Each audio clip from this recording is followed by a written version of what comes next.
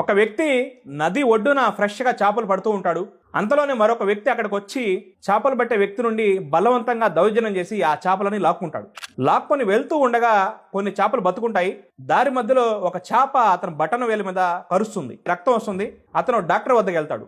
Doctor గారు ఆ బొటన వేలికి కట్టుకట్టి ఒక 3 రోజుల తర్వాత చూద్దాం అంటాడు. ఆ వ్యక్తి 3 రోజుల తర్వాత మళ్ళీ డాక్టర్ దగ్గరికి వెళ్తాడు. కట్టు విప్పి చూస్తే గాయం మానదు, ఇంకా పెద్దదైపోయి ఉంటుంది. అప్పుడు డాక్టర్ అంటాడు, నీ బొటన వేలు కట్ చేయాలి, లేకపోతే నీ చెయ్యి మొత్తం చెడిపోతుంది అంటాడు. సరే అని చెప్పి బొటన వేలు కట్ చేస్తాడు. మళ్ళీ కట్టు కడతాడు. మళ్ళీ 4 రోజుల తర్వాత చూద్దాం అంటాడు. మళ్ళీ ఆ వ్యక్తి 4 రోజుల తర్వాత వెళ్తాడు. చూస్తే ఆ గాయం మనదు, ఇంకా పెద్దదైపోయి ఉంటుంది. అప్పుడు డాక్టర్ అంటాడు, నీ చెయ్యి మొత్తం కట్ చేయాలి, లేకపోతే నీ శరీరం మొత్తం పాడైపోతుంది అంటాడు. తప్పని పరిస్థితుల్లో అతని చెయ్యి మొత్తం కట్ చేస్తారు. ఆ వ్యక్తి ఇంటికి వెళ్ళిపోతాడు. తన ఫ్రెండ్ వచ్చి, అరే ఏంద్రా నీకు ఇలా అయింది, నువ్వు ఏం చేసావు, నువ్వేమైనా తప్పు చేసావా, ఏమైనా పాపం చేసావా, ఒకసారి గుర్తు చేసుకో అంటాడు. అరే నేను పలానా రోజు ఒక వ్యక్తి మీద దౌర్జన్యం చేసి చేపలు లాక్కున్నానని చెప్పి గుర్తొస్తుంది. వెతుక్కుంటూ